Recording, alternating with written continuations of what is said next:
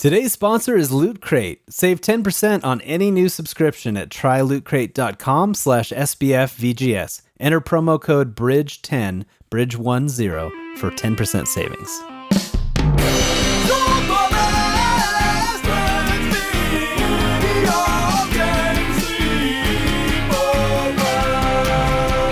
Welcome to Super Best Friends Video Game Sleepover, episode 82. You're listening to the #1 video game podcast on the internet that features my best friends. I'm one of your hosts, Adam Redding. Joining me is Mike, the Platinum PSN Purse, Lopez. That'll probably make more sense later.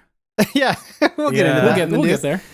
And that other voice you're hearing is David Big Donk City Tate. Oh, boy. Oh, boy. That's because I've been playing Super Mario Odyssey. Very good game. I haven't beaten it yet. I'm kind of saving it a little bit. We'll talk about it later, but I'm saving a little bit of it for later. And joining us on the show, one-up PlayStation and Oculus alumnus, purveyor of fine indies, author of Shadow of the Colossus from Boss Fight Books, and a super guest friend, most importantly, Nick Suttner. Hello, gentlemen. Very nice to be here. Thanks for having me. No, thank you so much for being here. Also worth mentioning that this is episode 82, and I was born in 1982. So wow, we're practically twins. That. I mean, we did that on purpose. Yeah, totally. It was all. We've been planning this since the beginning of the show. Yeah, since episode 1. You're like episode 82. We will have Nick on. Hey, Adam, thank you for that introduction. Adam, back in the saddle, Redding. Back in the saddle. And that's referring to Horizon, right? Yeah, so the Super Best Friends Video Game Sleepover podcast comes to you every fortnight, with each of us coming to the table to discuss one burning topic from the world of gaming. But first, Nick, super guest friend, what are you playing? Well, I was playing Mario Odyssey as well a few minutes ago, which I guess would be normal for most people who play games. For me, it's pretty weird because I'm really not a Nintendo guy. I have like zero nostalgia. I care not for most of their franchises. Wow! And I just bought a Switch a couple weeks ago, and it's the first console since. Well, I don't know. It's the first like non-PlayStation console I bought in a long time. I guess since the original Wii, maybe. So this is a weird new world for me getting back into it, but I'm enjoying it. I mean, we can get into more Odyssey deep dives later, I'm sure, but yeah, it's fun so far. I'm playing Million Onion Hotel on my phone, which is a really fun, crazy puzzle game or like puzzle action tapping thing from a designer who made a game called Tulip on PS2, which was like the kissing RPG, if you remember it. I do not, but that sounds pretty great. And probably, I just finished Tacoma today as well. That was the other thing. So, nice. Yeah. What did you think of Tacoma?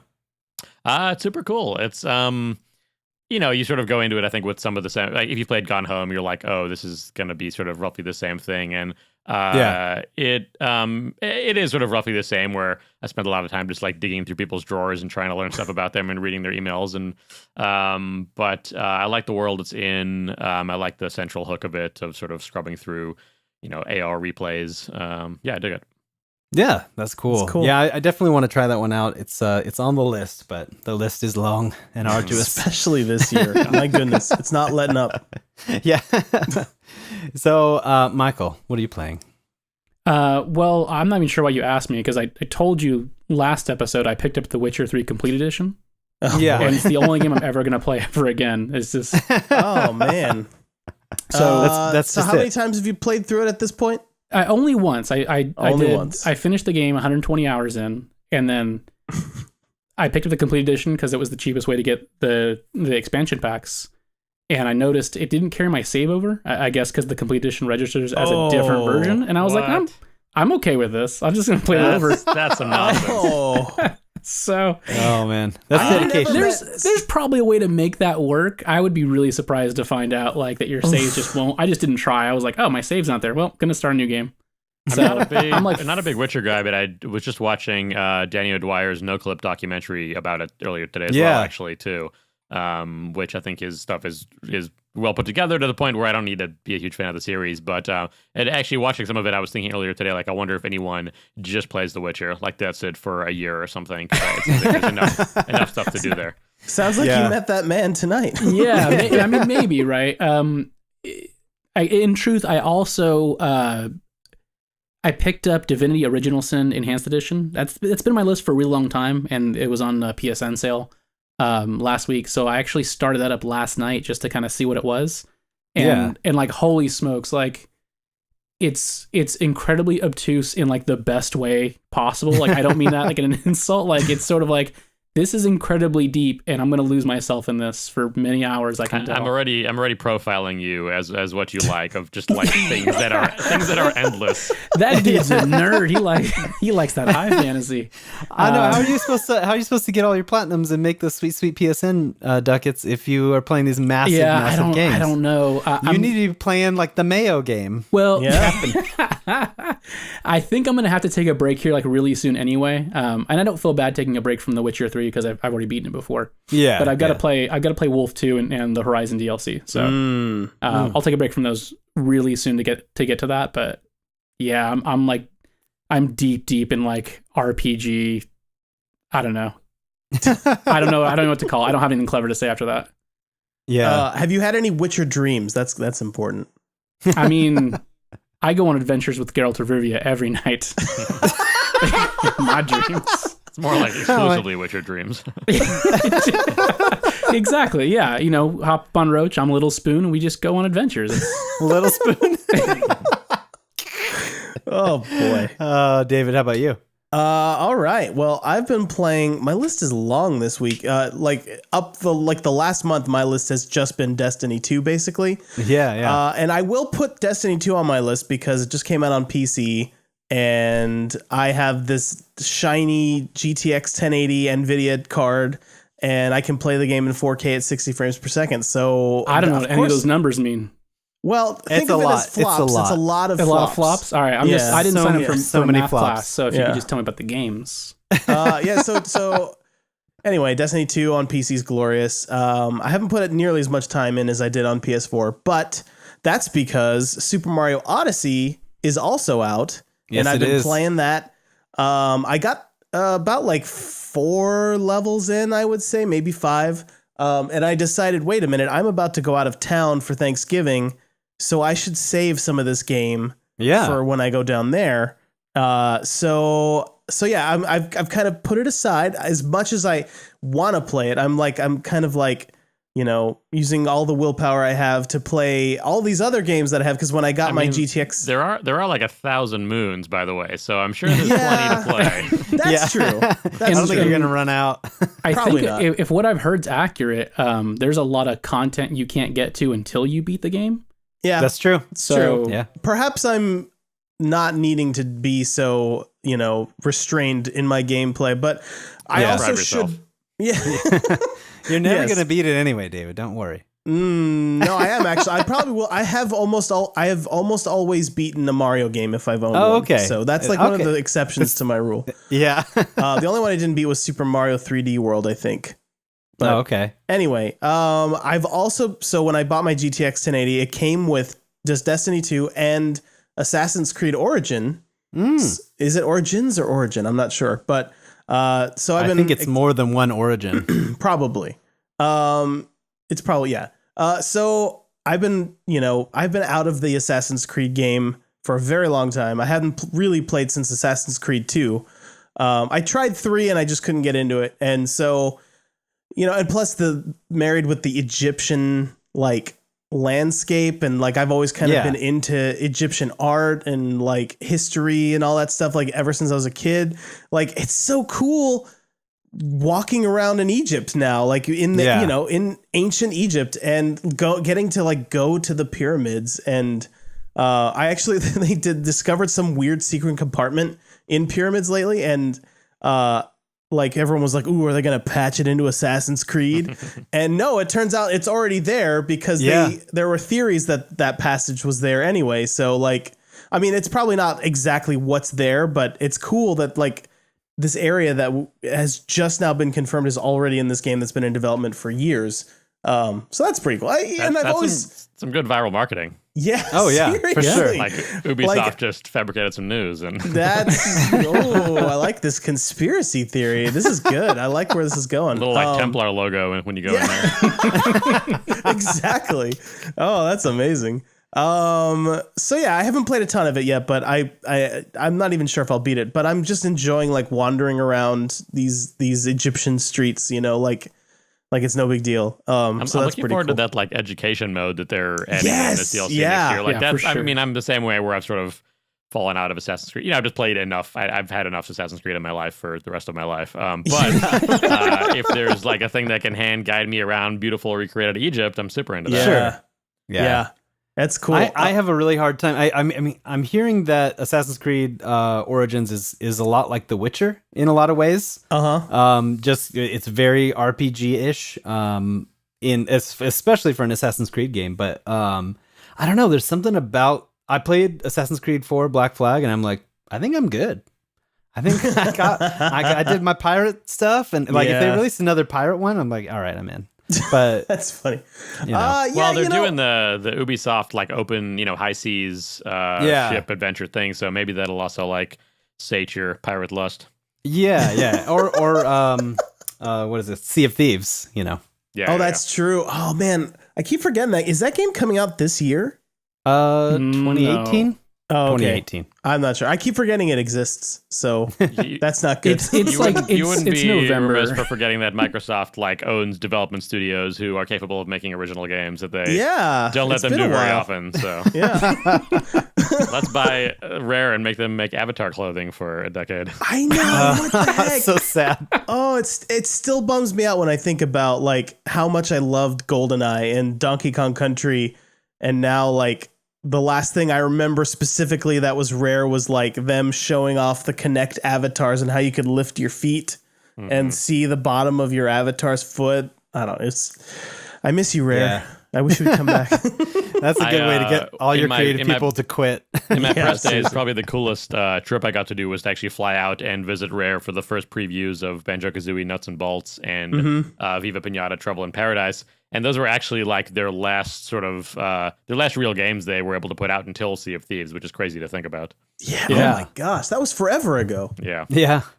So I've been playing the Sea of Thieves. I get the emails all the time because I'm in the insider beta thing.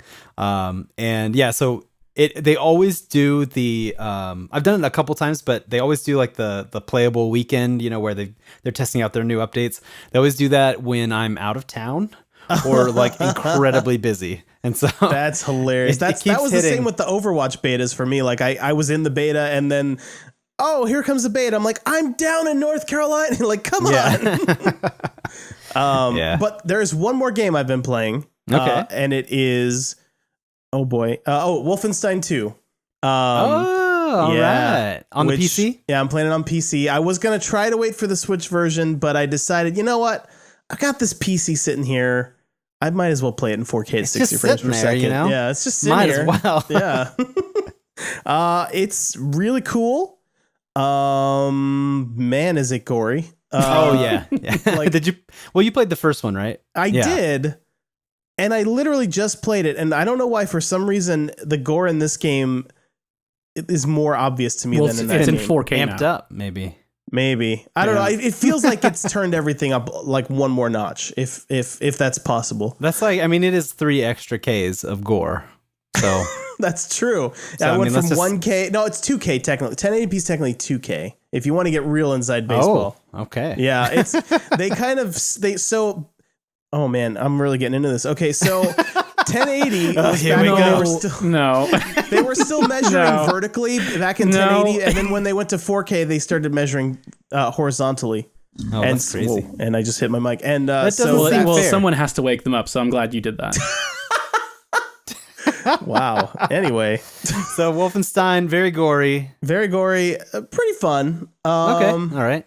Yeah, it hasn't won me over just yet, but I think it will. Like I'm just now at the point where I can like walk around and start meeting the characters and stuff. So okay. That's when the first one started to win me over. So hopefully it will happen that way again. Although if that's the part you're excited about in a Wolfenstein game, I feel like Wolfenstein's got off the rails a bit. Like that's true. The original. Oh, I'm so excited I can finally walk around and meet characters. Like I don't know if that's what Wolfenstein's about. No, that's a very good point. And I actually wasn't interested in the first Wolfenstein the new first one anyway. Oh yeah. Because I was like, yeah, I played Wolfenstein. It's, it's fine. But once people were telling me, no, it actually is a pretty cool story, then that started getting me interested in it. So yeah, and I've heard the story in the new one's really good. So yeah, I just still haven't really gotten to it yet. So yeah, like that and Battlefront 2 and South Park are all on my Christmas list. So we'll see. We'll see. Come on, Santa. And one more thing, I just downloaded the Battlefront 2 beta on EA Access, and I can't wait to try that out a little bit. Yeah, I got like 10 free hours, so awesome. Are you excited about today's Star Wars news? Oh, about Rian Johnson directing 3 more movies, just standalone, right? I wonder if he is actually going to direct or if he's developing. What I heard was he was developing a new trilogy. Okay. All right. I thought he was doing at least the first new one. Probably, yeah. But I just got excited because I was like, man, that must mean that Disney's pretty darn happy with Last Jedi. Yeah, so. I think they are. I mean, literally of course, they're not going to say publicly that they're not, but they seem to be very happy with Rian Johnson in general. Just like, I don't know, they bring him up all the time, like they're super proud. Like, not even just in like where they have to say, oh, we're so proud of this movie, but just like I watched an interview with Kathleen Kennedy and she was just constantly gushing about Rian Johnson. So, oh boy. I mean, there's probably some PR in there, but also I sense a little bit of genuinity. No, is that a word? It's cool genuinity. Yeah, it's a word. It's cool news. What got me significantly less excited about it was the first like retweet I saw of that in my newsfeed today was, I think, from like Variety. And for whatever reason, they chose to use a picture from like the prequel trilogy to make this announcement. And I was like, wait, I don't know if I'm excited about that. Maybe he's remaking the prequels. Oh, man. Oh, that would be amazing. I'm very conflicted inside. The only bummer of it for me, I guess, is like I think he's been a pretty interesting filmmaker pre-Star Wars, and now Star Wars is going to be like the next 10 years for him. So it does bum me out a little bit when like a more cool indie filmmaker just disappears into this machine, into the mass market machine. So I don't know if I don't know what the next non-Star Wars film we'll see of his is, but that's fine, I guess. At least we know they'll be at least pretty good. Yeah. Disney has been doing that because they did it with James Gunn too. Like he made a bunch of really cool, I don't know if they're technically indie movies, but they were like smaller movies. No, totally. They were like all cult hits. I mean, they did it with that, and then they just did it again with Taika Waititi with Thor, and they almost did it with Edgar Wright, before he left. What are the chances Edgar Wright will come back and make a Star Wars movie now? How buck wild would that be? I want it. man, speaking of Edgar Wright, I just watched Baby Driver last night. I hadn't seen it until last night. It's that movie's good. So amazing. I loved it. Great. Oh man, so good. I loved how they tied the music into like every aspect of the film, like from everything, like doing the like super Scott Pilgrim-ish, like with the music matches up to very visual cues on the screen, almost like a music video. I mean, that's Edgar Wright to a T. He does that all the time. It's so good. But then also just like I was telling Mike earlier, I feel like every time I watch an Edgar Wright movie, like that maybe Edgar Wright was like studying my life and then made that movie exactly for me. Because like I was watching Getaway Driver. Yeah, exactly. No, but I was watching Baby Driver, and I was like, they talk about the song Deborah by Beck, and I was like, oh my gosh, nobody ever references that song, but it's like one of my favorite songs. Yeah, that's amazing. I was like, man, Edgar Wright, you just get me, boo. You just get me. So this has been a sneak peek of our upcoming SBFVGS movie podcast coming with our Patreon whenever that happens. Oh, man. So I've been playing that Cuphead, you guys. Oh, you still haven't beat it yet, huh? It's a hard game. It's a very hard game. So I just beat this bee character. Which is like incredibly hard. I thought like the first time we played it, I was like, this is impossible. It can't be done. And then I finally beat it and I was like, yes, because that's the feeling of playing Cuphead. You're just like so elated that you finally conquered it. And then we went to Las Vegas and I tweeted a picture of this, but I saw this little bee stuffed animal and I like had this reaction to it. I was like, no, not you. So yeah, it was seriously PTSD from the bee. I see what you did. Gosh. And this guy's a pro. Good. This guy's a pro. Yeah. So, but yeah, so playing Cuphead, and then of course, speaking of rolling the devil's dice, I spent the weekend in Las Vegas, as I mentioned. Beads of sweat, gambling fever. Oh boy, getting crazy. But I mean, when I say getting crazy, I mean like I agreed with my wife we would each lose $50 only, and then we would quit. Okay, you know, Real- so that's. Real party. yeah, nights. premeditated insanity, basically. But yeah, I actually came out way ahead. I never win in Vegas, but I came out like $200 ahead. So Whoa. Nice. yeah, so I came back, and in celebration, I bought Horizon Zero Dawn: The Frozen Wilds. Okay, And how so- much is that? $15 if you're a PlayStation Plus. So you still have like what? I can't do math, but you still have Well, like not- over $150 At left. least $1,000 left, Yeah. I think, to spend on games. No, Are you- I wasn't planning on blowing it all on games. I was just celebrating a little, you know. Okay, all right. But yeah, so that, and I started playing Frozen Wilds. I've only really scratched the surface of it, but I did fight a robot bear, and I was very happy about it. It's awesome. And that game is so gorgeous. I mean, I've kind of had forgotten how gorgeous Horizon is, and so now I'm back in the saddle, as you mentioned. Yes. So very happy about it. Happy to be back. And I'm sure I feel bad though, because every time I start getting into Zelda, I go, nope, pump the brakes. I'm playing Horizon some more. Yeah. Well, So- I'm going to keep my mouth quiet about the way I feel about Zelda and Horizon Zero Dawn, because I know it displeases many of our listeners now when I start to compare them. So, so yeah, great for you, Adam. I'm so happy that you're playing Horizon some more. Yeah, the Frozen Breath of the Wilds. Oh my goodness. Yeah. Worked really hard on that one. Stop. I'm not taking the bait. I'm stopping. Okay. So I think it's about time to jump into the SBFVGS fortnightly news wrap up. No, that's not what it's called. That's what the segment is called. No, the news. everyone knows it's called the news. So Yeah, that was a particularly Monty Python-esque one. very Python-esque. All right. So in the most gut-punchy news of the fortnight, Housemarque has announced in a blog post that Arcade is dead. It has basically went on to say in a statement that, you know, essentially they've had some very critically well-received games, but they are you just mean not, the style of arcade? just not selling. Yes, yeah. So Okay. basically Housemarque, who has been a staple of the classic arcade genre with, you know, Super Stardust HD and, Resogun and now Dead Nation. Dead Nation, Nex Machina recently. Matterfall, Matterfall. which Yeah. I played all the way through. Yeah, they've released I don't a think ton. many other people did, and maybe that's their point. It's but so sad. Could be. Yeah, I mean they've released a ton of quality games. I would say they're some of the masters of this kind of gameplay, and yeah, it's they're out of really the sad. game. They're saying basically they're going to be developing something else that's not. I mean, I'm looking forward. It's kind of like dual-sided, right? I'm looking forward to whatever they do next, but at the same time, I'm like, man, this is what they were passionate about this, right? Right. And they were right. keeping this alive, and now they're moving away from it. So Yeah. and Nick, Yeah, I'm I don't really know. curious about your take on this. Not only like this amazingly talented indie studio kind of deciding that they're done with this genre, or rather they don't want to be, but maybe it's just not selling. You know, it's not paying the bills Yeah. anymore. So not only your take on that, but like, does it seem odd for a studio to come out and announce they're kind of done with a genre that they're known for?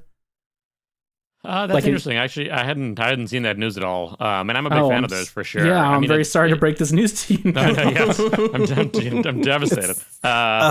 No, but it is interesting. I want to go sort of read the article now too. I mean, their last couple releases, Nex Machina is super good. Matterfall is also good. It's on the short side. But I think the bigger issue with those is that both of them had like very minimal marketing. They were announced at European press conferences several years ago, and Matterfall especially had pretty much no fanfare between that and release. So I'd say there wasn't the greatest job done of visibility on that side. So it's not just like they're making great games that inherently aren't selling. I think they are great games. But there's more to it than just that. I don't think it's I think calling a genre dead, it's like there's always a bigger picture to it. And I think it's like, well, times are tough for indie games, and that's across the board. I don't think it's inherent to that genre. I'm sure. I mean, it would help if I had some examples, but I mean, even something like Cuphead, honestly, it's like that's as much of an arcade game as anything. But clearly, if you have like a really unique art style and you have a lot of word of mouth and all this stuff, and it bubble it correctly for a few years, like it's sold 1 million copies as of a month or two ago. So anyway, I guess I don't know that I buy that line about it. I think it's interesting for them to say so. I'm sad that they are moving away from something they care a lot about. Although, we've already gotten lots of awesome games in that space for them. And as much as I loved, Nex Machina, it's clearly sort of a spiritual successor to a lot of stuff in Resogun and Robotron too, obviously. But I'm sort of happy for them to try something new. And if this is the thing that gets them to step outside of that comfort zone and do that, I'm all for it. Yeah. So what is it? One of your comments I think is really interesting. What is it that you think about the industry is making it so hard for indies right now? I think there's just there's a lot of games out there, and this stems from just middleware being more readily available and the rise of Unity and GameMaker and everything, and so therefore there's this massive explosion of games, and pretty much across every platform, and now so many platforms and mobile gaming being so it's of a really high quality and really ubiquitous. Everyone has a phone. Now there's just right now there's 4 or 5 different consoles that are relevant in some way. There's a lot of stuff competing for your time, and I think that's just a lot of it. Like, it's sort of as simple as that. There's other ways to overanalyze it for forever. And it's also cyclical too, where I think the big indie push that we had at PlayStation and on the PS4, that was at an earlier important part of PS4's life cycle, and now I think there's still tons of indies on the platform, but I think just the success of everything like that, all the big AAAs need a few years to get spun up, and then people's attention shifts a bit. So it'll change again. But no, it does make sense. Like if you think about the kind of lull that usually takes place after your launch window for any new console, and for PS4 that was definitely filled with a ton of quality indies.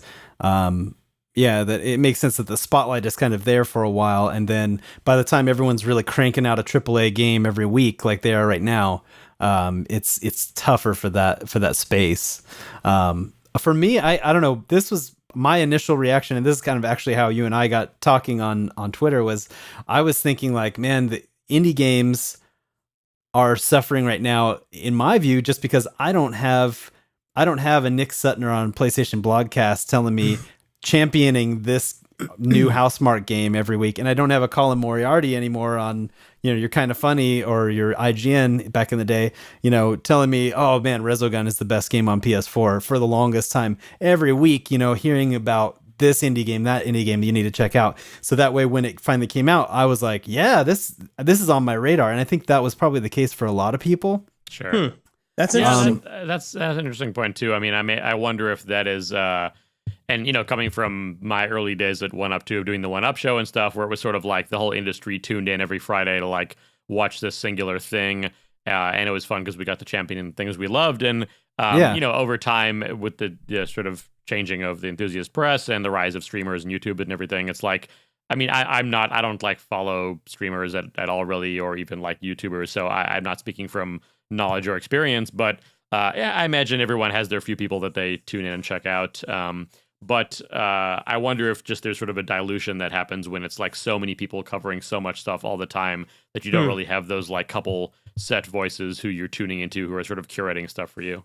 Interesting. Yeah, that's true. I will say, as a PC gamer, I have less of a hard time being aware of indie games. I feel like I'm more aware of indie games than I have been in the last couple years, because I'm super into PC gaming right now, and when I open up Steam, so many indie games rise to the surface, and I know there's a problem with visibility. There's a curation problem, but from my end of things, I know that's from the end of the developers, but from my end of things, I'm seeing all kinds of indie games that I probably would have never seen, especially during Steam sales. It's constantly recommending new games that I'd never heard of before to me during those sales. I think though that's in some way, though, it's part of the problem where I think you're only seeing the top successful, 2%. Right. Whereas the 98% has, sort of got the spotlight for a second and then just fell off the algorithm down into the ocean of Steam. And so because there's so much great indie stuff, like things like Cuphead will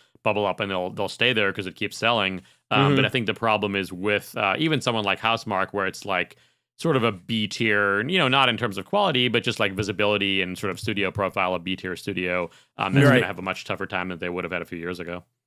Yeah. So speaking of that, I mean, with we're seeing kind of a renaissance of indie games on the Switch right now. And that partially for the same reason we saw it on the PS4. That Nintendo has their big tentpole franchises. They've been really firing on all cylinders there. But also, a lot of the gap for Switch has been filled in, with all these indie games like Owlboy, which they just announced is coming to the Switch on February 13th. I'm super jazzed to play Owlboy, and that is, but even though I think I probably could play it on Steam right now, I'm like, want to play that on Switch, just to kind of switch gears, no pun intended. I see what you did there. I don't know. There's something magical about that device. And it's giving me Vita fever, as I call it, where there's just like all these indie games on it, and I'm loving life. But yeah, I mean, have you guys, is Owlboy on Mike and David and Nick's radar? It looks really good. Yeah, I was excited about it before it came out, and then I read a couple mediocre reviews, but like they've had plenty of time to address whatever. I don't remember what the issues were, but. I mean, if it's on the Switch, I'm probably going to get it anyway because I want to support I want third parties and indies to I want them to make more games for the Switch. So I buy most of the stuff that even looks remotely intriguing to me on Switch, just to do the best I can to encourage more stuff on Switch. So yeah, I'm pretty excited to play Owlboy. I'm not really a PC guy at all, so I didn't play it when it came out.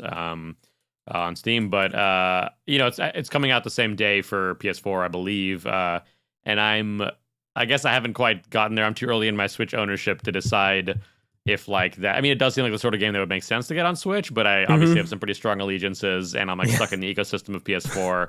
That's true. That's so I don't know yet for things like that. Although I did pick up SteamWorld Dig 2 on Switch. I haven't played it yet, but it was one of the first games I bought the first day I got it. I was like, I know I'm going to play this game. Let me give it a shot on Switch. Seems like a great thing that would to have portable as well. So yeah.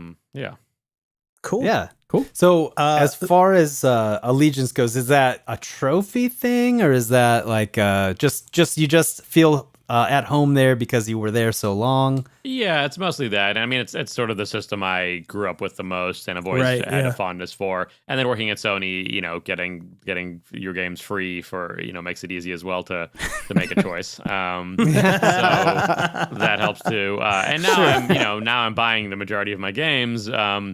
But still, it's like a decision of where I don't know where I want to spend my time playing. You don't just call up Shuhei and like, Shuhei, Booby, come on. Give me a kick down the code, Well, yeah, we'll see how long I go without a job if I get to that point. But I tend to spend more time in the PS4 ecosystem, I think. But like I said, I'm playing Odyssey right now. Like that's sort of exclusively when I'm playing games on the TV. It's like that I'm playing Odyssey now. So and then I still have to play Zelda at some point. So once those things are sort of out of my system, I'll see what the system means or what the platform means to me. And I've been flying a lot as well recently, so it's definitely like there you go. Thing too. The ultimate flying device. Yeah. So that's one news story. Yeah, Adam. We kind of did too. I snuck a second one in there. Oh, okay. Now this is probably the biggest story of the fortnight, you guys. Okay. Hit me with it. The PS Vita 16 gigabyte value pack to launch on November 22nd in Japan. Woo! So basically, it's a Vita and a 16 gig memory card.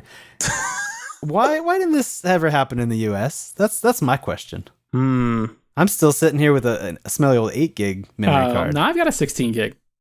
Yeah? Yeah, it cost me like $70. Yeah, but I'm just saying this is a sweet bundle here. They could have done this. They could have.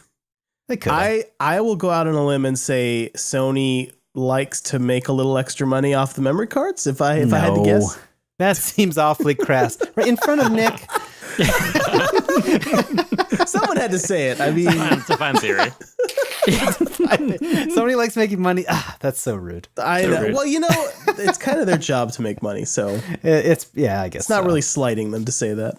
Yeah, so I'm gonna skip over. We have a lot of news. So Yeah, much we do. stuff happened. Yeah. Thank you so much for the submissions, guys. Yeah. Yeah, we really really, appreciate it. Next time. appreciate them. Please don't stop. But yeah, we talked a long time about one news story. So Yeah, we did. This one will impact Michael if you ever buy a Switch. LA Noire Switch storage requirements are massive. So Yeah, see, that's not a problem because I've already beaten that game on the PS3, and when I rebuy it for the PS4, I got a huge old hard drive in there. It's not a problem. not a problem at all. Okay. Yeah, even the physical copy requires 14 extra gigs of download, which I thought was interesting. it's But gigantic. it makes sense. These games are not, originally created for this hardware, and like Nintendo is super frugal about their bits and bytes as they're putting games out, but not everyone will be. So you might want to hop on. I saw a sweet early Black Friday deal on Amazon. It was like a 128 gig card that'll work in your Switch.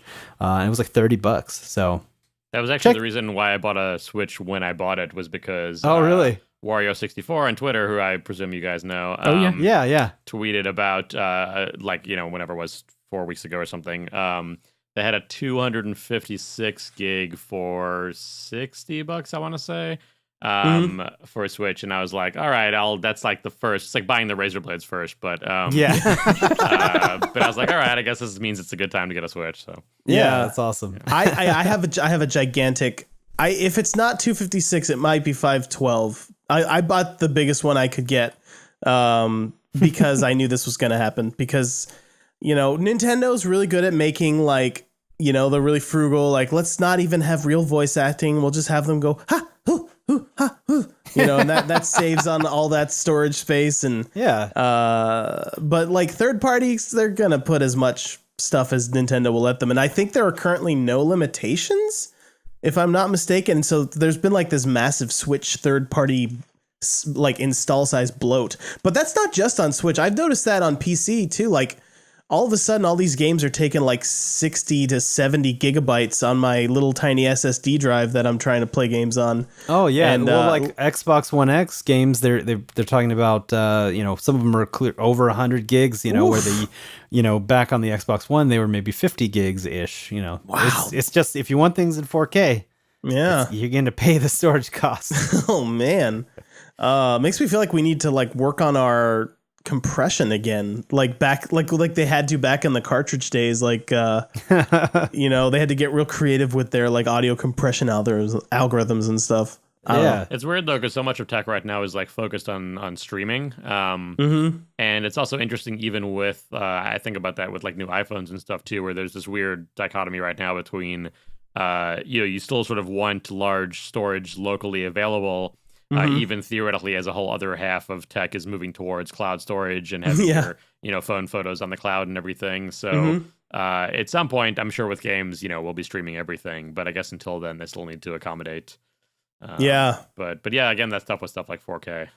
Yeah, for sure. But just beat it and delete it, and there you go. Download it again later. If only I could stick to one game.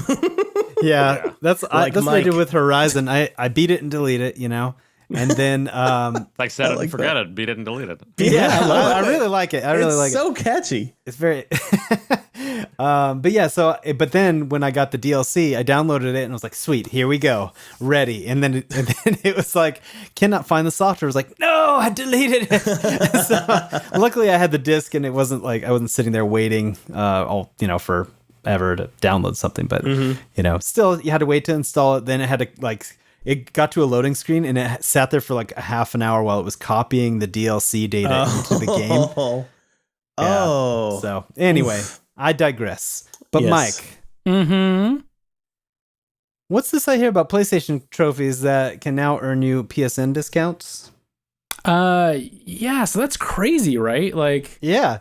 I read this news story on Polygon and I was like, oh my gosh, Mike is going to be in hog heaven. Well, he's going to be a rich man. No, see the downside for me is it's not retroactive, right? If it was, I'd have like a cool $70 in my pocket right now. of PSN bucks. Oh. But it is not backwards. So if you link your account to Sony Rewards, and your PSN account, and then I think even once you do that, you still have to go in and like enable like the rewards that you want to go for. So you have to go enable like I want to go for platinum trophies and gold and what have you. Oh. Once those are enabled, it'll start actively tracking that stuff. And so like every 10 platinums is like 1,000 points, and 1,000 points get you like 10 PSN bucks. So okay. It's actually pretty cool to be putting some real world value on something I was collecting just for fun anyway. Yeah. It's not gonna like make anyone a millionaire or anything, but it's a cool little like bonus incentive. But like someone like me, who I just got my first platinum ever for Destiny 2, and that was kind of an accident. Like I wasn't trying for it until I realized I only had 2 left. And I'm like, all right, fine, I'll try for it. But like this is not gonna entice me to try to go platinum more things. Like I have 2 platinums. One of them is The Walking Dead, which you just get for beating the game. And then the only platinum I've ever tried for was Horizon, and I got that. And now I'm wishing like, man, I wish I had just left it like 94% or whatever. Go back and get it now. But I actually do have a lot of games. Like, a pro tip: if you need a few platinums, get the Sound Shapes platinum, because you can transfer your save onto your Vita and your get PS3? The platinum there. And your PS3, you get 3 platinums. I already did it like a sucker. Oh boy. Yeah, so I think, man, I bet I could get a $10 voucher if I was about to say, people are going to go through a lot of work, like way worse than $10 an hour. It's like worse than minimum wage work to get this discount. That's amazing. Oh yeah, it's like I played 100 hours of games and I got $10. I bought 30 games, cents an hour. $30 worth of bad games to get my $10 PSN credit. Yeah, I bought the My Name is Mayo game just to get that cheap platinum.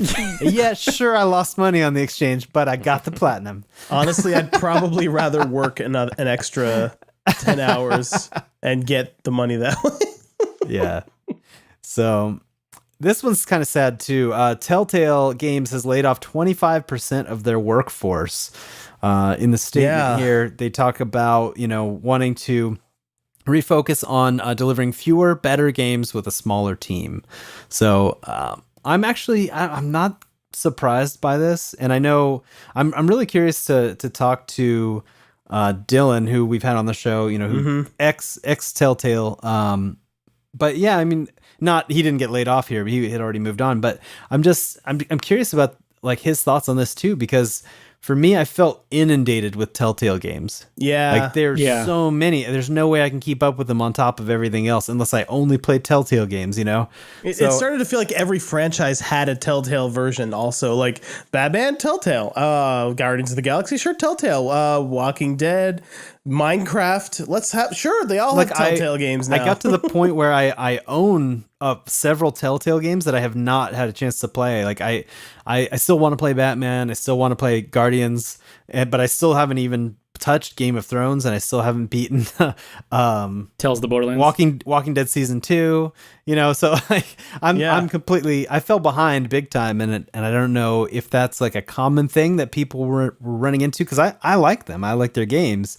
And I think there is one positive too. They talk about how basically they want to be able to deliver on quality and kind of make some improvements to their engine, because their games are kind of notoriously glitchy, desperately needed. Yeah, it's definitely needed for sure. Yeah, improvements to their engine sounds like they're going to start using Unity to me. Oh yeah, interesting. I mean, for sure, I think having so many projects in development at any given time, like at some point the engine has to get locked so that they can start working on their game. And then like if they just keep having to lock the engine, like there's never any time for improvement. So I kind of feel like consolidating back into one main team is the only way they could maybe update their engine or change their engine or whatever it is they're doing. Like I just can't imagine the left brain nightmare of Matt, like, oh, they're on this version of the engine, they're on this version of the engine. Like, I don't know. To me, the move makes sense. It really sucks that all those people lost their jobs, though. Like, that's the biggest bummer in the whole thing, I think, because, like, I'm happy to see them consolidate, but I'm sad to see all these sudden new people needing jobs, like it's tough. It's a tough industry to work in. So I'm hoping the upside of between this and Visceral is that there's several more like cool Bay Area indie studios starting up, or I mean, probably not in the Bay Area. They should go do it somewhere cheaper. But as we learned from Visceral, yeah. So there's a little news blurb about this. No one's really talking about it, but the Xbox One X came out. Have you heard of this box? I have heard of it. I just checked Amazon a little while ago. This is like 2 days after the launch, and they still have Scorpio editions in stock. Ooh. So that's the one you want. Well, yeah, but I feel like you want the Scorpio. I feel like that implies they're not selling super much. Well, and I think that was probably always the bar that was set right. They weren't gonna like sell like hotcakes because they're crazy expensive. I think it's a lot similar to the PS Pro. I think the PS Pro, we found it sold a lot better than a lot of us expected it to sell. But I don't think there was ever a time where like you couldn't find a PS Pro. Like, yeah, because it's an option out there, and Sony was kind of where I'm putting out there. Like, this is going to be a little more niche for folks because it's going to cost a little more. You get cool new features with it, but not everyone needs those features, and so it's not the same as like when PS4 like first came out and everyone's like, I gotta have one. And you're selling like 1 million in the first week, or the first day. Was it first day? I can't remember. Yeah, I have no idea. That was like 4 years ago. I don't remember what happened. I think it was 1 million in 24 hours or something like that for the PlayStation 4. But I should know these things, but I just confirmed the Xbox One X 1 terabyte Project Scorpio edition is currently on sale on Amazon. So go get one if you've really been wanting one of those. So yeah, cool. Yeah. I mean, it's if you were jonesing for that sweet 4K action, you can definitely buy an Xbox One X way cheaper than you could build a PC that can play 4K games. Yeah, the new GPU I just bought is more expensive than the Scorpio. So, so there you go. But I will say, like, I'm kind of this year, I'm finally starting to like feel the like drive to buy a 4K TV. Like they're finally starting to get affordable enough, like the quality versus price, metric is coming down. Yeah, more in the consumer favor. And I've heard amazing things about HDR and like all the colors and like it's pretty Netflix cool, is David, making let me tell HDR. What was that? It's pretty cool. Yeah. Okay. Yeah. I played that Uncharted 4 HDR. I've been living that HDR life. Yeah. You know what's fun? The funniest thing to me about HDR, by the way, Netflix makes HDR content. I have worked on visual effects shots that were in HDR, and we weren't working on HDR monitors. so your eyes have never beheld the splendor? Yeah. So like I worked on an HDR shot that I could not see. I had to like change the exposure of my shot to see all of the detail of the shot that was going to be visible. Oh man. But anyway, that I digress. I'm tempted. I'm thinking about on Black Friday looking for like a decent like 50-inch plus 4K TV with HDR.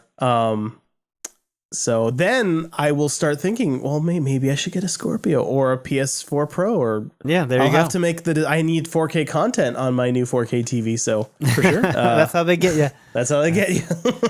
And then the last item that I know we've gone really long in news because so much went on the last couple Adam weeks. Can't help himself. I can't help myself. But yeah, Sony's Paris Games Week conference sure didn't disappoint.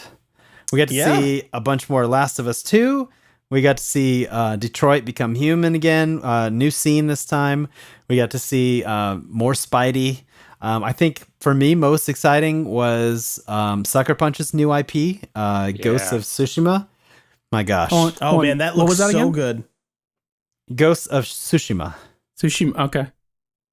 Are you sure? Are we sure that's how it's pronounced? No, I'm pretty sure that's really wrong, but it's cool. That's like none of us are going to say it right. No, well, I don't know. I was calling it Tsushima, but then I saw an interview with the Sucker Punch people. They were calling it Tsushima. So unless if they're saying it wrong, then I'll be wrong with them. I'll go that way. All right. Fair enough. So, but yeah, that game looks amazing. Open world, samurai, good times in feudal Japan. It's like back in the box. We haven't seen Open world samurai good times. We haven't actually seen gameplay though, right? Well, like maybe like 2 clips in the trailer. There was the tiniest clip, Yeah. and it looked like there was some stealth stuff going on, which is I can't wait because I was a big Tenchu. Apparently, that trailer was though in engine, which I didn't realize till afterwards. Which I was pretty convinced seeing it that it just looked like a CG trailer. But sure. That's awesome. Pretty, That's pretty good ridiculous. news. Although you did skip the most exciting announcement of the whole show, I must say. Oh yes. Oh yeah. Go for it. Splunky 2, of course. Oh no, I was going to say Splunky 2, Guacamelee too. That was my jam. That's also very exciting. Too. Oh my gosh, I can't wait for Guacamelee 2. All the best stuff was. I mean, all my favorite stuff was in the pre-show, of course. Yeah. Yeah. So what were some of the coolest indies? I mean, we got your Guacamelee 2, we got Spelunky 2. What other stuff had kind of caught your eye? Now putting me on the spot. There was some cool VR stuff. He's like, as well. Truth to tell, I didn't watch the truth. I watched it after the fact, and then the pre-show. I didn't actually watch it as the pre-show. I just watched the trailers online. Yeah, brought up that that's way. The way to do it. Same here. There was some cool VR stuff as well that I'm forgetting the name of. The one where the two guys are walking around the exterior of an island and manipulating weird time stuff. Oh, it was that. No, I don't know what that was. Maybe called. that wasn't VR. Maybe. Well, I don't know. I'm forgetting if that's one of the VR games, but there were a few other smaller things too. But I don't know, man. That it's hard not to get sucked up in the Splunky news for me though. Splunky is life. And what was the game that they showed where you're running around and you're doing graffiti and then it comes alive? That was interesting. I forgot the name, but oh gosh. Yeah. I can't remember, but I loved the art style of those little dudes that were coming to life on the walls.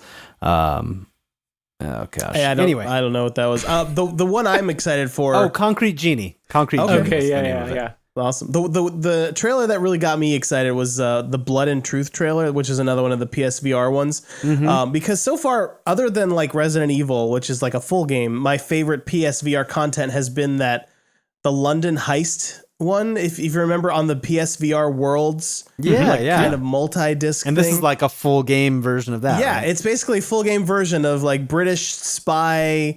It's a mix between Guy Ritchie's movies of the early 2000s and James Bond, a cool Snatch versus James Bond almost is kind of the vibe I was getting from that the demo anyway, and then that's awesome. The trailer too. So that's not Guy Ritchie's movies of 2017, King Arthur. I know, that's so sad. Man, back in the Lock, Stock, and Snatch days, he was the man.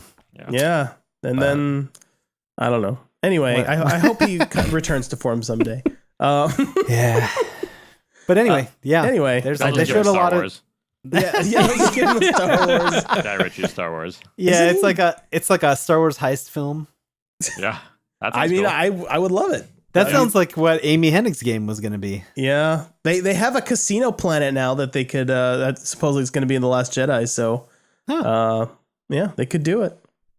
Sign me up. I will go there and win $200. I mean, he's currently making Aladdin for Disney, so they'll probably just keep having him make movies forever now. So.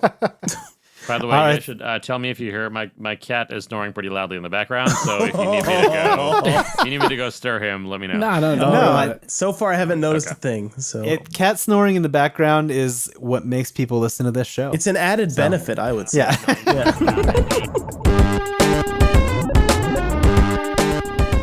So that wraps up the news.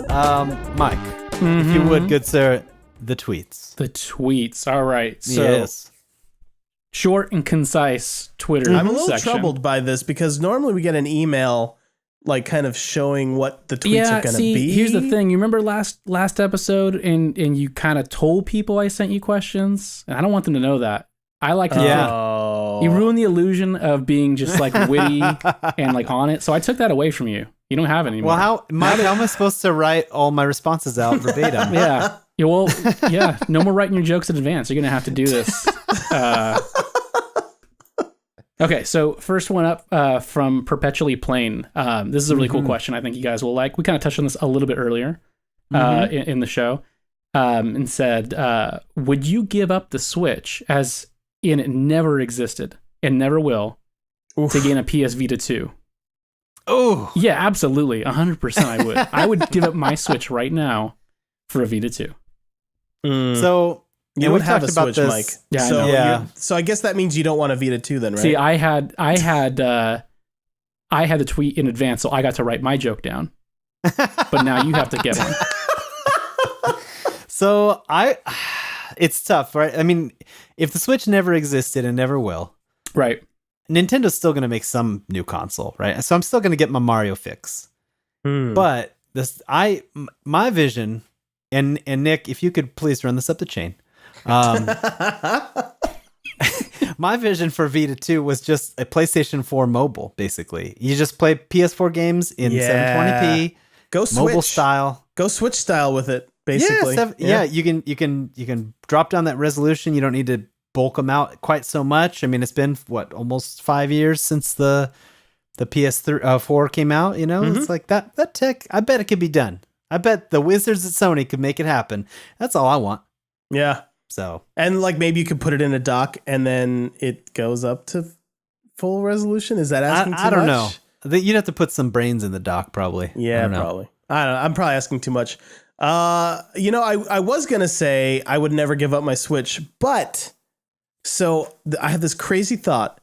If I gave up a Switch, like let's say Nintendo didn't make a Switch, let's say they stopped making consoles and they start releasing their games on Sony consoles, There you go. then I'm all for a Vita 2. But Everybody otherwise, no, I'm not giving up my Switch. So there you yes, that's the thing. I love my Switch, and I think the Switch is going to get more support overall than the Vita got.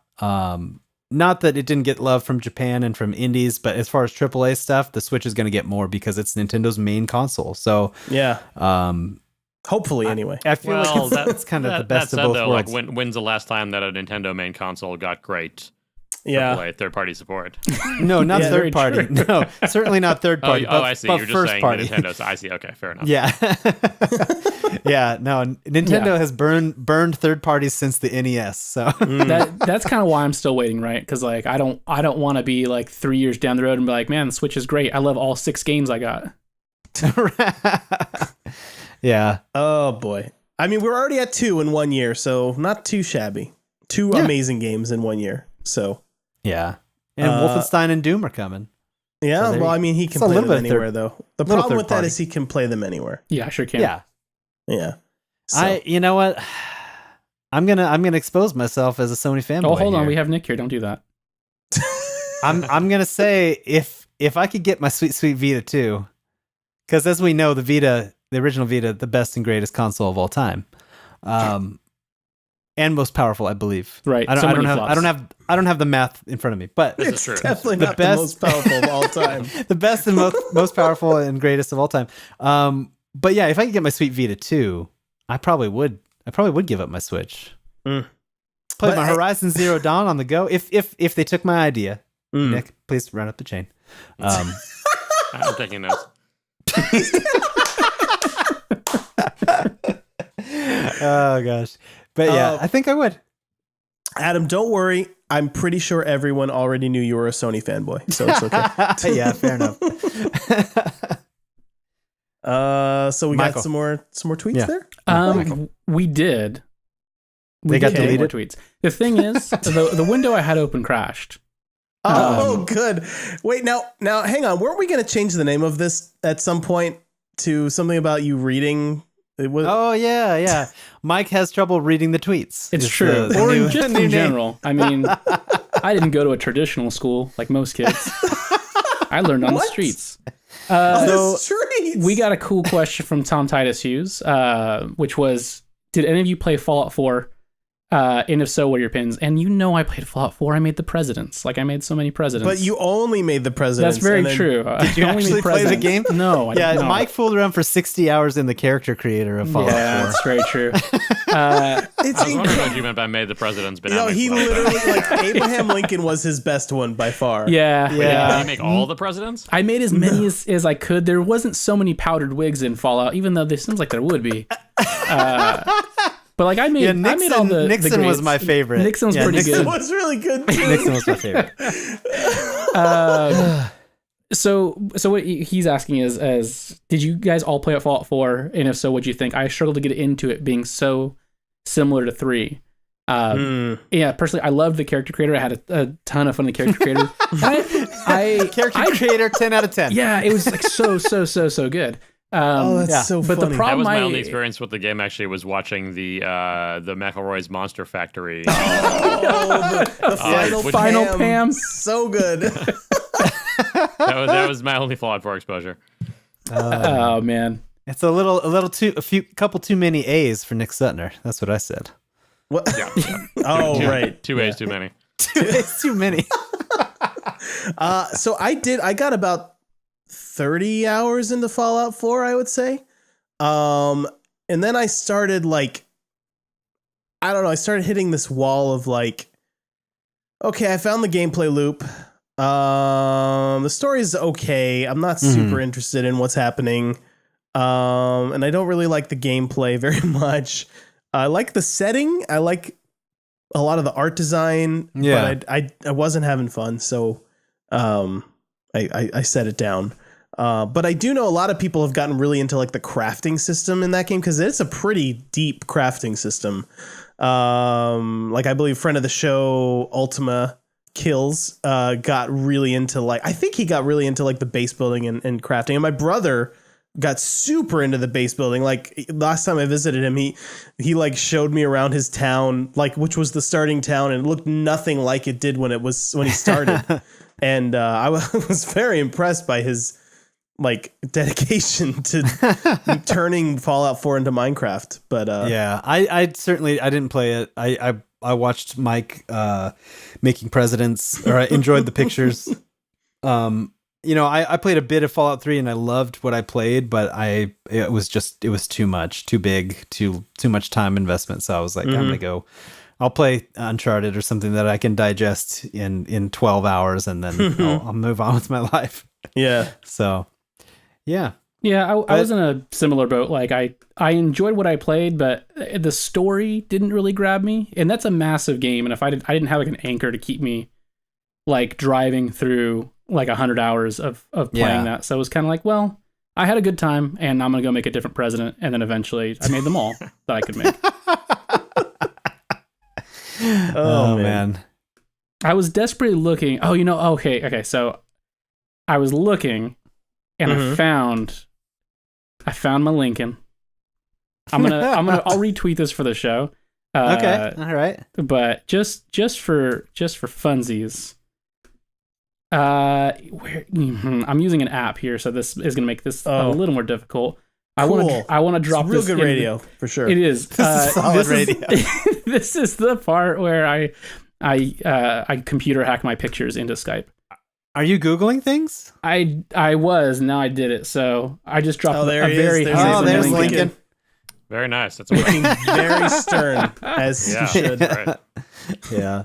Awesome. I thought that was important for you. Bow tie. Where did you get the outfit? That's the best. Man, I don't remember how any of that came together. So there we go. Sorry, I lost my Skype window. I'm having computer problems tonight, guys. Yeah, this was the first time I'm using new Skype. It decided to update itself. Yeah, me too, and I don't like it one bit. I don't know where all you guys went. Now I got nothing. Now I got one Skype window with one of you. Oh no. We're probably minimized or something. Yeah, I don't know. I'll figure it out. Nah, I wouldn't worry about it. I might hang up in the process, but we'll see. Okay. Well, we'll pretend you're still here. Nick is very hungry. Yeah. Let's wrap this up. Let's wrap up the tweets. So the I think the last really relevant tweet that I got for the show was we had tweeted out that Nick Suttner was going to be on the podcast tonight, and the top tweet was from Quijibo. Said, "I love that guy." Yeah. Yeah, me too. Approved. Good Approved. tweet. I don't have much else to say about it. It's a very good tweet. A question. Yeah, yeah. I just think once in a while it's really important to highlight people in the community when they just have a really good tweet. That was a good one. Well, yeah, I was talking to Quijibo earlier, and we got to talking about Mr. Suttner here, and just talking about I wonder if the new Shadow of the Colossus remake means that we get a second book. Another Shadow of the Colossus book? Probably not another book. Maybe some sort of I DLC? Maybe I can. Maybe I can do like a new chapter or something. Book DLC. I like it for the next printing for boss fights or something. I actually haven't talked to them about it at all, but it's not a bad idea. Yeah, a little bit of DLC. That'd be sweet. Yeah. All right. I love it. I like it. My book remastered. Remastered. Yeah. Yes. Oh, that's brilliant. The HD remastered. All new textures. All right. So that about wraps up the tweets. You guys, it's time for me to sell you things. Oh, you ready? boy. I'm into it. I've been waiting all night for this. Oh, yeah. This is the best part of the show. Loot Crate, you guys. So, do you or a loved one suffer from ESS or empty shelf syndrome? Do you find that you don't have nearly enough gaming clothing, posters, and merchandise to impress your friends and coworkers during dinner parties? Well, your pals at the SBFVGS podcast are here to help. Loot Crate is offering the listeners of this show an opportunity to save 10% on any new lootcrate.com subscription, allowing you to get the possessions you need to lead a happy and fulfilling life. So this month's loot gaming theme is Tank. So this is pretty sweet. It comes with a Big Daddy Bioshock figurine. I like that little dude. And yeah, so basically Tank. When the battle gets tough, the tough call in a tank, mow down all opposition with the unstoppable exclusive items featuring Bioshock, Gears of War, Call of Duty, World War II, and Wolfenstein 2, The New Colossus. Calls of Duty is the plural. Calls of Duty. Because it's not Call of Duties. It's the calls of them. The Calls of Duty. Oh, I like that. Sorry, I'm running your ad. No, this is basically how it goes. The Tank promotion ends on November 27th for the European people at 9 p.m. Pacific time. So to save 10% on any new subscription, go to trylootcrate.com/SBFVGS. Again, that's trylootcrate.com/SBFVGS to start your new subscription and enter promo code BRIDGE10 for 10% savings. There was madness in any direction. I 100% did not understand the beginning of that ad, that it was tanks as in like the character type tanks.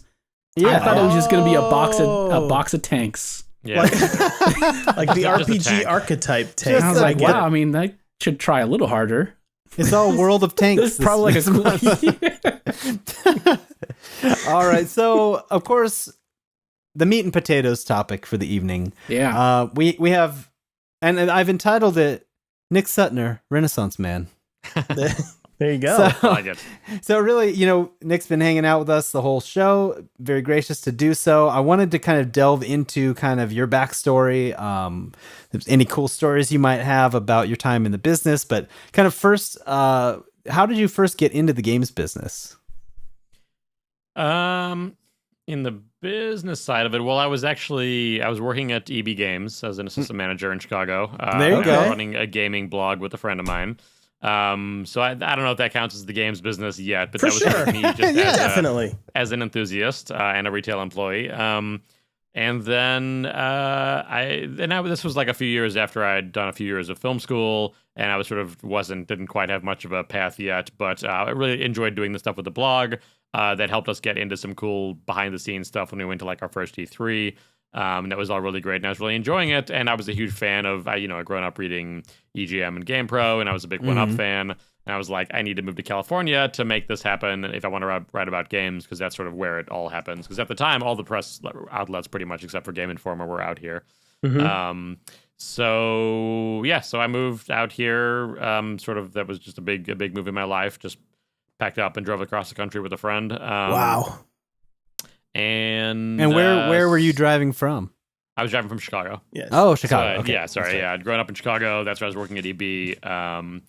So moved out here. I had a unpaid Games Radar internship when I first moved out here. That was like my one tiny foot in the door because I wanted to have like something to do at least. But again, being unpaid, it didn't last too long before I was like running out of money. But thankfully, I ended up getting the internship at 1UP. Like a reviews intern, and then that sort of snowballed into the rest of my time there and doing stuff in the press. And then, so that was sort of, I think, getting the first like paid internship at 1UP. That was like my real first like industry job, I think. That's cool. Nice. Yeah. So a lot of people associate you with PlayStation, specifically kind of with the indie developer relations stuff that you did for quite a while there, with, I guess you could call it the indie explosion of the late PS3, early PS4 era. And you were there for 7 years, right? Yep, that's right. So, I mean, was it tough to leave PlayStation after all those years, having that, just being that you were, you spent better part of a decade there, and that became kind of synonymous with your involvement in games business. It sort of became a huge part of my identity, really, is I'm like, I was the Sony indie dude. But I guess leaving it was harder for more of the reasons I think why it's hard to leave anywhere after 7 years. Like, everyone I worked with was pretty much family. That's like who you spend the most time with. I was really comfortable there, and you get really used to it. And I think I had, I'd earned enough like trust over the years and autonomy where I could sort of work on what I wanted to some extent. And help just sign cool stuff. And I was focusing on a lot of VR stuff before I left and signing stuff for the PSVR launch. Okay. But I think I was sort of mentally winding down my time a bit there anyways, in terms of like, I had done a lot of the good that I'd set out to do, a lot of the things I'd worked on for a super long time, things like The Witness and N++, like games that I was involved in for, 5+ years, they'd finally come out. So I could have sort of kept doing it for a while and, stuck around for future launches and all that. But I think it was just time for a change. And I think 7 years is probably, it's like the 7-year itch. I think right. Applicable to jobs as well. And I think it was just time for a change. And then Oculus came knocking. So I was like, sure, I'll go try this at a different spot and learn about a new space and get deeper into VR. And then I was there for 14 months, but ultimately I think it wasn't really enough of a change for me because it was still doing developer relations and still the day-to-day was similar in some ways. So anyway, now I'm sort of figuring out what's next and just exploring the world, having good conversations with people and all that. But cool. It was weird giving up a big part of that identity. But thankfully, I think the great benefit from that is now I have, great contacts and great friends at so many amazing studios around the world. And absolutely. That makes it really easy for me now to just sort of start having conversations with sort of whomever, which is great. That's cool. Yeah, that is fantastic. So, I mean, have you ever considered going into game development at all? Yeah, for sure. I have a few ideas of my own that I've had for a while, and I feel like that's it almost feels like an inevitability that I will try to make them somewhere at some point or start my own studio or something. But it doesn't feel like something I necessarily need to go do right now.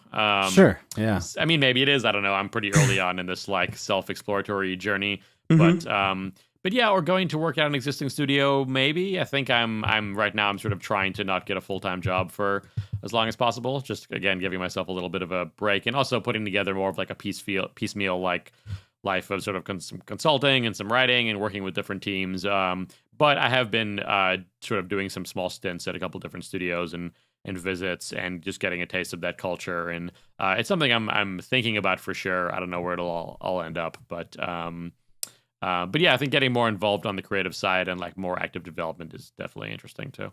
Yeah, that's cool. That's awesome. Very cool. So on your bio, and this is the best way to put it, you literally wrote the book on Shadow of the Colossus. How did that opportunity come about? So Boss Fight Books, I forget when I first heard of them, but they do it's a series of books on classic games. And I was a Kickstarter backer of the second season, I think, primarily because of the Splunky book that was coming. And when I saw they were doing a Splunky book, I was like, man, I would have loved to write a Splunky book, but now it's being written by Derek, who made Splunky, so he's probably the most qualified, I guess. So I backed it just to support that. And then every season, they always do like a fan voted book where they sort of get fan submissions, and then they sort of do like a vote off. And Shadow of the Colossus won, and I was one of those people voting for it. Like, yeah, I want to see that book exist. I didn't think that I could end up being a writer. It didn't even cross my mind. But then I saw in a future backer update that they were looking for a writer. So I emailed Gabe Durham, who runs the series, and I was like, hey, this is sort of it's been my favorite game, sort of since I played it. It's like defined a lot of who I am and what I do in the industry. I think I could totally write this book. I haven't written much since my press days. And also I work at Sony, so maybe it'll be complicated, but, I'd love to talk to you about it. And that was sort of the beginning of that conversation, and so it all worked out, and that was a super fun thing, and it did, it wasn't, it sort of took a while to get the okay to do being weirdly like being a Sony employee wanting to work on a Sony published game, but as just like a fan in a non-official series. Yeah, which is sort of a weird ask, but everyone was ultimately super supportive, and it all worked out. So that's cool. Yeah, it was a lot of fun. Yeah, that's awesome. So you mentioned it kind of shaped you as a gamer, as a person. What could you talk a little bit about that? Yeah, I think just a lot of the tenets of the game and a lot of the values of really having a culture of mystery, and not even just in all the weird sort of leftover extra data and stuff in the game, which is that's sort of part of the identity about the game now, and some of the stuff I talk about in my book. But even playing it for the first time, you're just out in this huge, empty, lonely world and not sure what's out there, and not sure quite what the quest you're on is, and just all these different pieces that feel so mysterious and interesting, and really that sort of minimalist storytelling, like all these things I hadn't really gotten much of a taste of before that, and I was like, oh, games can really be powerful in a very different way than what I was used to, and that sort of opened my eyes in a sense, and those are still values that I really sort of hold dear. And I think I gravitate towards some of those things in other games now, but it definitely sort of informed my eye for certain things, and just helped develop that taste and what I cared about in, from my press days to what I ended up, games that I ended up signing at Sony, at least in a sort of long running subconscious way. Yeah, that's awesome. Yeah. And for people who aren't familiar, I just pulled up a quick list of some of the games that you helped bring to the platforms. Bastion, Firewatch, The Witness, Transistor, Axiom Verge, Night in the Woods, a bunch of like my favorite games. Yeah, those are all solid gold. Every single one. Holy cow! So I mean, yeah, just as a gamer, thank you for those.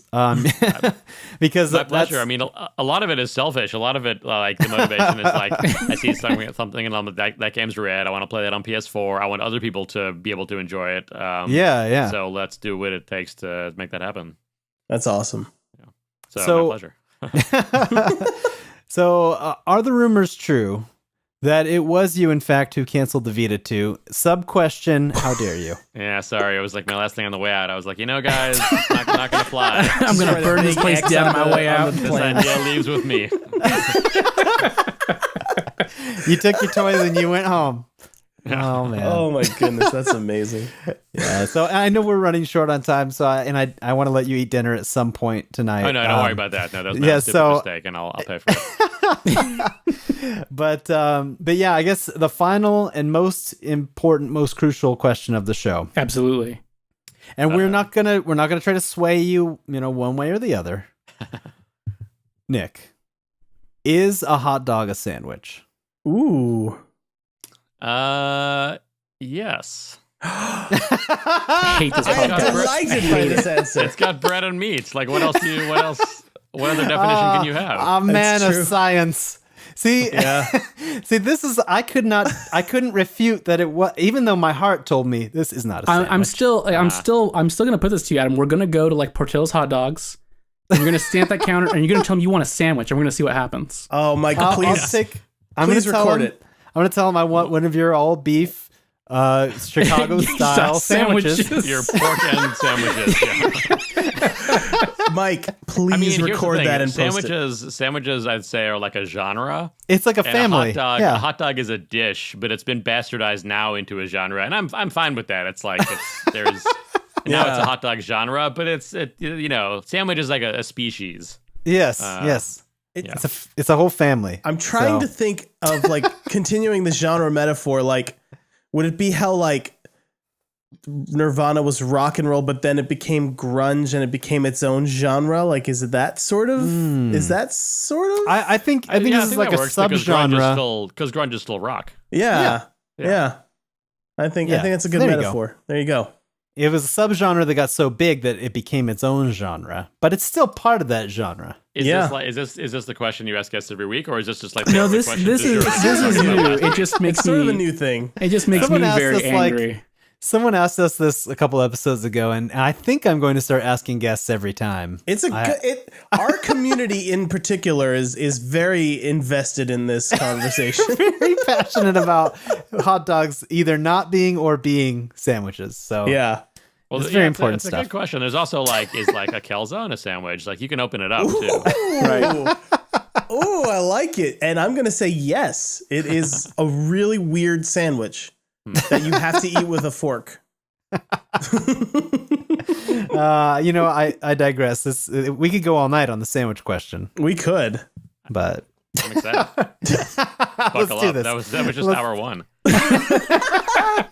Oh man, Oh, we've had some epic episodes lately. We've had what was our anniversary episode? Was it like 3.5 hours long? no, it was closer to 2.5 though. Well, we recorded for 3.5 hours for sure. Yes, yeah, but And some you of got that was an hour of sandwich talk. yeah. There's just Some of an that was- hour. There's just an hour of me swearing up and down. It can never be Yeah, we posted. tried to keep the show family friendly, so I had to cut out all Mike's Yeah, swearing for 1 yeah. hour. So.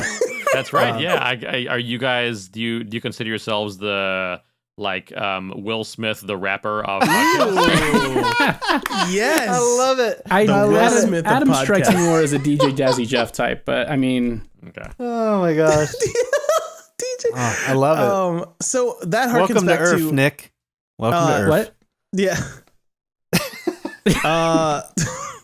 So I believe the family friendly thing started with Adam. You wanted to make a show that your kids could also listen to if they Yeah, wanted to. because I have a son who loves video games so much, and he would be heartbroken if he couldn't listen to what I go do every couple weeks. So Nice. there you No, I go. totally respect that. We were also pretty clean on the PlayStation podcast. Yeah, So. absolutely. Yeah. There you go. And now with all these YouTube things going on where they're like marking stuff as not advertiser friendly, we don't have to worry about language being one of the things making us not advertiser friendly. Well, so there you go. We'll see. This hot dog thing keeps going much longer. Yeah, Oh, so man. full disclosure, I did have to edit down your intro a tiny bit. I had to self-edit, right? Because I also wanted to include preparer of culinary delectations and grower of epic beards. Man. But That is a it good just beard. got a Thank little. you. Wait, what was the culinary thing though? I know the beard thing. Well, I know you were always talking recipes on Blogcast, so Oh, that's true. That's true. Yeah, that's fair. Yeah. Oh yeah, I forgot. and because I had actually prepared that before I knew you needed to go cook dinner. So I think because Sid would always bring it up, but he only knows how to cook like 4 things. Okay. So we'd have to hop in and be like, no, here's how you actually cook food. Not one of these 4 recipes. awesome. That's well, incredible. Nick, thank you so much for being on the show. It's been a blast. You are obviously welcome to come back anytime. For Anytime. sure, yeah, this was great. Thanks so much for It's having been a me. pleasure. Been a pleasure.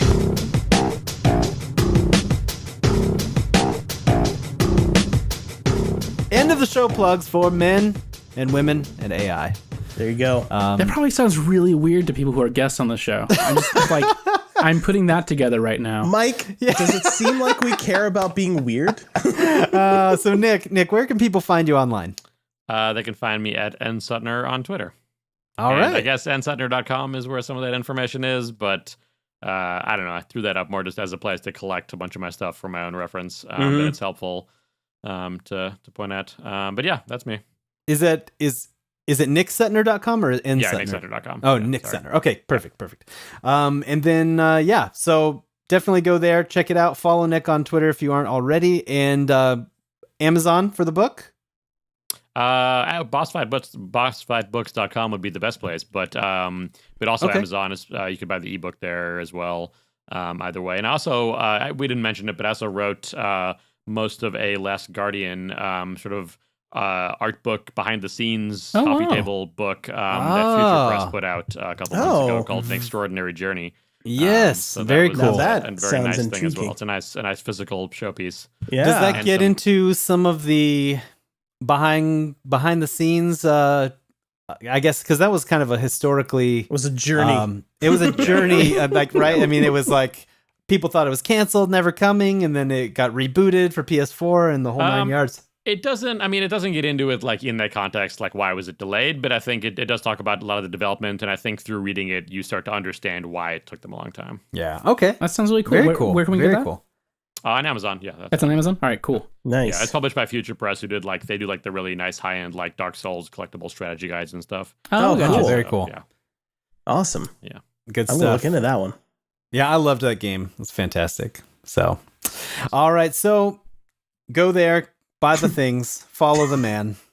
And also you can keep up with us at SBFVGS.com, where you can find links to our episodes, social media, YouTube, merchandise, and more. You can go read my luscious review of Abduction, one of my favorite games. Luscious. That's an interesting adjective to use, but It's just long. It's a good review, I was trying for to say long, but in a more flowery way. So if you get a chance, leave us an iTunes review or support the show by signing up for Loot Crate at trylootcrate.com/SBFVGS. We get the sweet kickback, baby. The sweet seat, the ducats coming in. Also, a very special thanks to Eric Kruger for our podcast logo and for his handsome face. Oh, I keep stealing Mike's moment there. I was just agreeing. No, I mean, I get it. He's like a really handsome dude. He is. I mean, he's no Nick Suttner. No, absolutely not. But he's a handsome man, nonetheless. His beard is like half the size and probably only a third of the strength. That's true. I do want to put a little plug out there. I did do a stream on October, which is now archived on our YouTube, which is youtube.com/SBFVGS, where you can in fact see Eric's handsome face on the stream. So if you want to see this. Yeah, what were you guys playing? We were playing Dead by Daylight, which is I believe that's an indie game. Like a 4v1 monster horror, so you got Jason, you got Freddy Krueger, you've got then some original characters too that are pretty creepy as well. And you're you're 4 survivors and you have to turn on generators before you can escape an arena. It's really fun. That's awesome. So anyway, check out the gameplay if you want. You don't have to, but yeah, check it out. See Eric's handsome face. There you have it. You can follow us on Twitter at SBFVGS Podcast. Also personally on there, Barry White, BURYWITE. Mike is Taco Douglas. David is David J. Tate. Nick, of course, N. Suttner. You can check out our Twitter profiles for PSN, Xbox Live, Switch info if you want to play games with us. Nick, do you disclose your PSN? Or is that top secret? It's out there if people want it, but honestly, I largely only. I mean, I would friend you guys now that we've hung out and such. But for people who I'm not familiar with that, I don't really do it just so I have some context for who's on my list. But sure, totally get it. Doodle it. all right. And you guys after we hang up or after. Yes, for sure. Yes, we're in the inner circle. Yep. I love it. And that's all the time we have for Super Best Friends Video Game Sleepover, episode 82. Thank you for listening. We'll be back every 2 weeks with more high stakes, beads of sweat, gaming fever. And you can hit us up with your questions, topics, or musings if you want to be part of the show. Goodbye, everybody. Goodbye. Bye.